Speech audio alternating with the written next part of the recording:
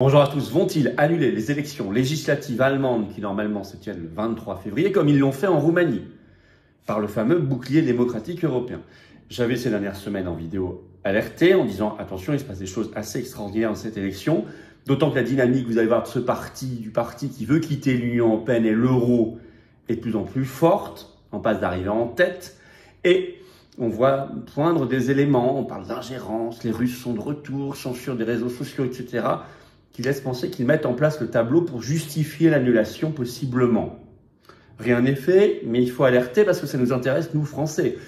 Un pays comme l'Allemagne qui quitterait l'Union européenne et l'euro, ou en tout cas une force politique qui arriverait à un très haut niveau là-bas, c'est une révolution dans notre combat de libération nationale. Et il faut que les Français voient ce qu'est la tyrannie européiste pour justifier évidemment notre départ, le Frexit. Donc merci de partager en masse cette vidéo, vous allez apprendre beaucoup de choses très concrètes.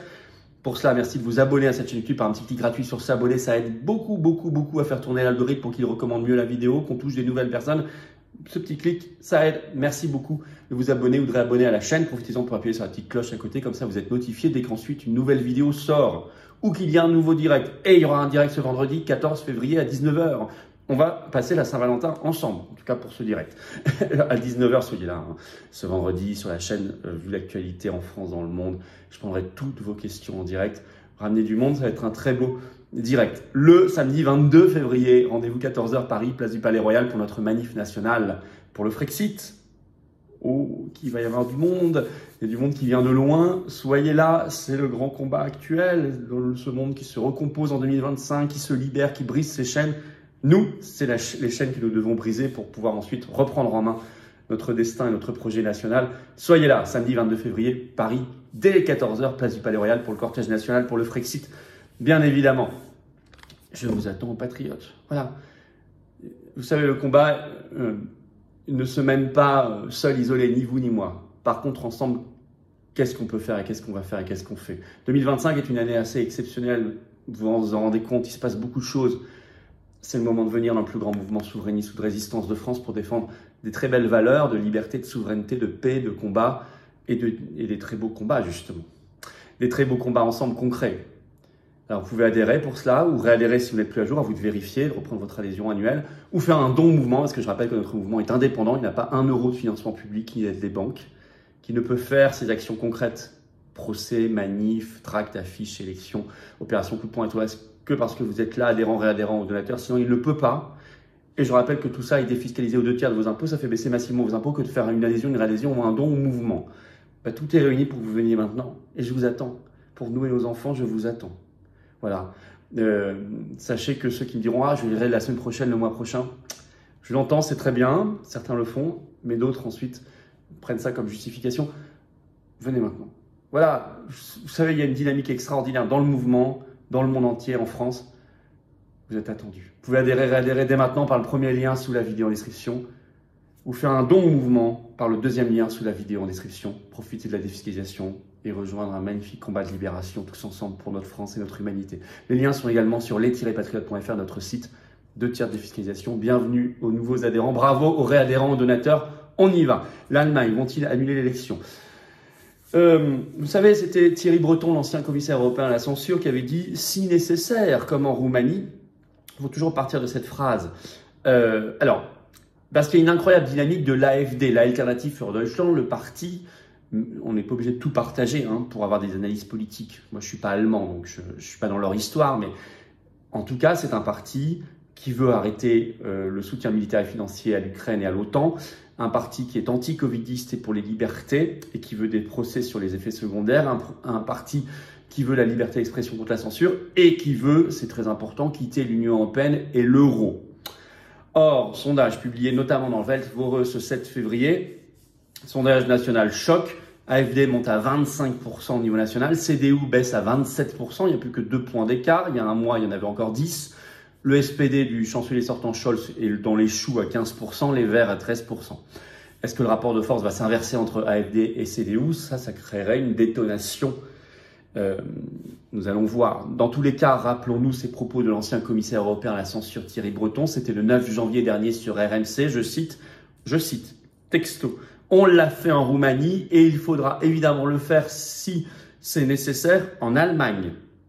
De quoi parlait-il? Évidemment, de l'annulation de l'élection, d'autant qu'entre-temps, le 3 février dernier, par une commission spéciale au Parlement européen présidée par la macroniste Nathalie Loiseau, ils ont installé le BDE. Je suis le premier responsable politique en France à vous avoir expliqué ce qu'était et alerté sur le BDE, bouclier démocratique européen, qui permet la censure totale des réseaux sociaux et l'annulation en cours de route sous prétexte d'ingérence, si nécessaire, des élections.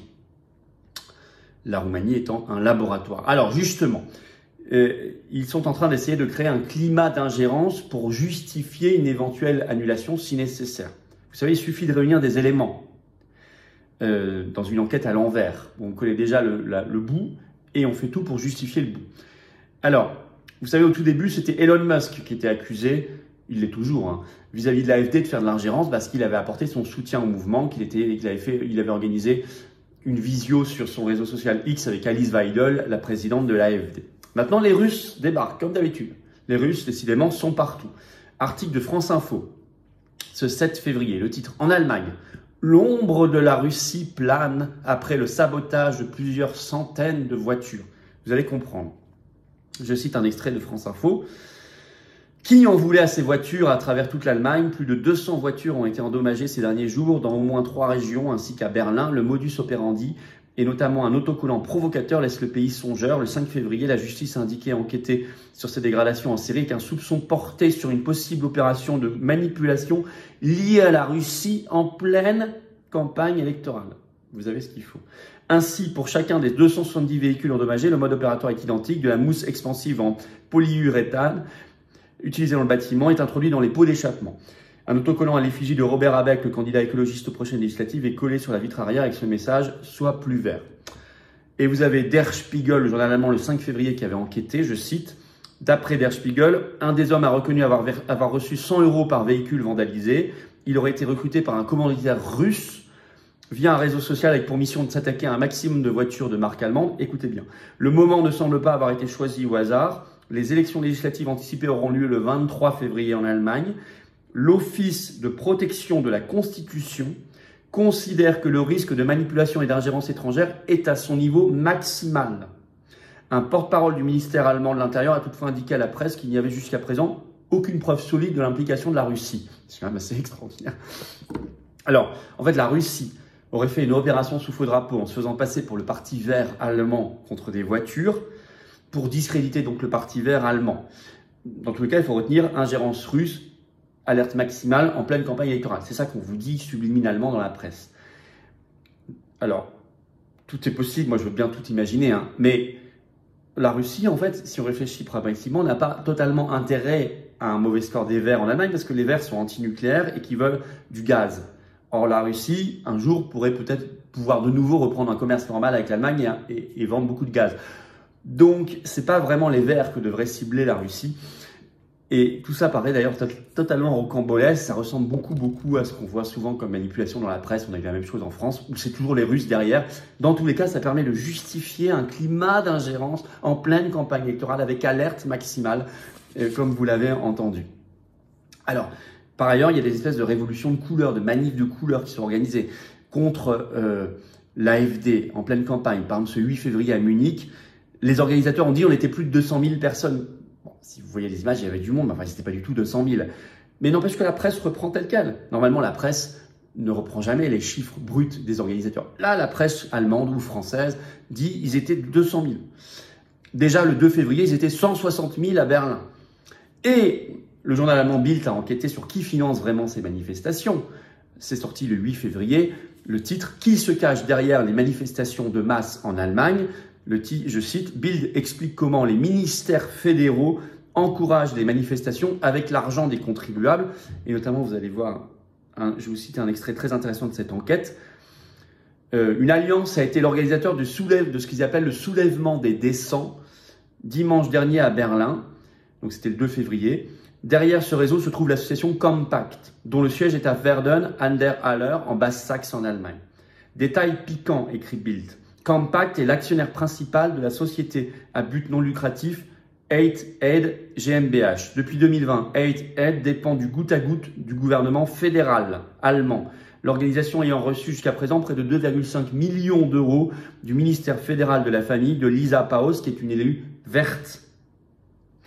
Donc vous voyez des connexions avec des sociétés qui font écran, des intermédiaires, pour derrière trouver en fait de l'argent du gouvernement sortant, dont on sait qu'il est très euromondialiste. Notamment si en plus là ce sont des ministres verts, le parti vert est un parti qui l'est particulièrement. Et puis vous avez une intimidation, ça y est, de la justice allemande contre les réseaux sociaux, une intimidation massive notamment du réseau social d'Elon Musk X, c'est là où il y a le plus de liberté d'expression. On l'a appris ça par le site spécialisé Euractiv ce 7 février, je cite, un tribunal berlinois juge que X doit fournir des données illimitées aux chercheurs. Tiens, en vertu du règlement européen DSA de censure. Je cite un extrait de l'article de Euractiv, comme ça tombe bien. Un tribunal de Berlin a statué que X allait devoir fournir des données à des chercheurs dans le cadre des élections législatives allemandes en vertu du règlement sur les services numériques DSA. Cette décision fait suite à l'action en justice intentée cette semaine par deux organisations de la société civile basées en Allemagne, Democracy Reporting International et Gesellschaft für Freiheitsrechte. Les deux organisations ont traduit X en justice après le refus. Je vais parler d'une des organisations après, vous allez voir. Et encore, c'est parce que j'ai pas eu le temps d'enquêter sur la deuxième, celle qui a un nom allemand, mais j'ai enquêté sur celle qui a un nom anglais. C'est pas piqué des hannetons. Les deux organisations ont traduit X en justice après le refus de la plateforme d'accorder un accueil systématique aux données accessibles au public, un accès systématique, tel que la portée, le nombre de likes et de partage des messages, qui est légalement requis en vertu de l'article 40 du DSA. Les chercheurs voulaient accéder à ces données pour surveiller toute manipulation électorale sur la plateforme à l'approche des élections législatives allemandes du 23 février. Donc ils font clairement la connexion avec les législatives pour surveiller qu'il n'y ait pas d'ingérence. Donc là aussi, on vous crée un narratif. Ça sent assez mauvais quand on lit ça. Hein. Alors, qu'est-ce que c'est que ce Democracy Reporting International? Alors, c'est une des associations membres d'un truc plus large. Vous pouvez vérifier par vous-même, qui s'appelle l'European Partnership for Democracy. Donc, c'est le partenariat européen pour la démocratie. Et qu'est-ce que c'est que ce truc? Alors, est-ce qu'il y a du financement Davos? Ça m'a l'air d'y ressembler. J'ai pas trouvé le lien informel, donc je vous le dis pas. Si je l'avais trouvé, je vous l'aurais dit. Mais je pense que, parce que vous savez, je suis en pleine réunion publique dans tous les sens, donc j'ai pas eu un temps fou pour creuser cette enquête. Si certains veulent le faire, moi je suis certain qu'il y a derrière du financement Davos d'une manière ou d'une autre, directement ou indirectement. Mais ce qui est certain, en tout cas, vous allez sur le site de ce truc, parmi les dirigeants dans le bureau, il y a des opposants hongrois, on se demande ce qu'il faut, à Viktor Orban. Il y a des députés européens, des responsables de l'Union européenne et ex-responsables de l'Union européenne et l'actuelle vice-présidente du Parlement européen, tous des euromondialistes. Et c'est ça qui porte plainte devant un tribunal à Berlin pour obtenir les données totales de X sur les élections allemandes. Bref, vous avez compris que la Roumanie, en décembre dernier, avec annulation 2 jours avant du second tour, la présidentielle était un laboratoire. Il faut suivre ici de très près. Ils sont très inquiets, notamment par plusieurs points du programme de l'AfD, qu'ils gagnent ou pas. Parce que même s'ils font un très gros score, c'est gênant pour eux, parce que ça infusera dans tout le débat public allemand, qui est quand même la première puissance économique du continent et de l'Union européenne et de la zone euro. Donc c'est un vrai problème pour eux. Ils sont très inquiets sur les données liées à la sortie de l'Union européenne, à la sortie de l'euro, à la liberté d'expression, à l'arrêt du soutien financier et militaire à l'Ukraine, à l'arrêt du covidisme, et même à l'arrêt de l'OMS. Les États-Unis et l'Argentine ayant déjà quitté l'organisation. Et nous, vous savez que nous souhaitons que la France quitte l'OMS, qu'il y a toujours la pétition nationale pour que la France quitte l'OMS, en lien sous la vidéo en description. D'ailleurs, si vous n'avez pas encore signé ni partagé, c'est le moment de le faire. C'est pour ça qu'ils sont inquiets. Ah bah écoutez, ceux qui veulent rester dans cette tyrannie complètement dingo, si vous voulez, mais nous, on veut partir. Voilà, on ne peut pas continuer là-dedans. Il faut retrouver notre liberté, notre dignité de peuple, notre souveraineté par le Frexit, la sortie de la France de l'Union européenne. Merci de partager cette vidéo. Pour cela, par un petit clic sur s'abonner à la chaîne en dessous, c'est tellement efficace pour que ça se partage mieux. Notre direct 14 février à 19h ce vendredi, bien sûr. Soyez là, gros direct, je prendrai toutes vos questions. Et puis samedi 22 février, manif nationale pour le Frexit. Rendez-vous 14h, dès 14h, place du Palais Royal. Venez tous, je vous attends, patriotes. Voilà. Vous savez, le combat, il est beau, il est digne, il est dur. Parfois, il est ingrat, mais qu'est-ce qu'il est indispensable, qu'est-ce qu'il est vital, qu'est-ce qu'il est noble de se battre pour notre liberté, nos libertés, la paix, notre liberté de peuple, notre France éternelle, libre, belle, rebelle, notre humanité vraiment humaine. C'est ça nos combats pour nous et les générations qui viennent. J'ai besoin de vous. Vous savez, en métropole, outre-mer ou à l'étranger, Hier, j'étais en réunion publique à Saint-Denis, de la Réunion, un monde fou. J'en ai une deuxième au Tampon.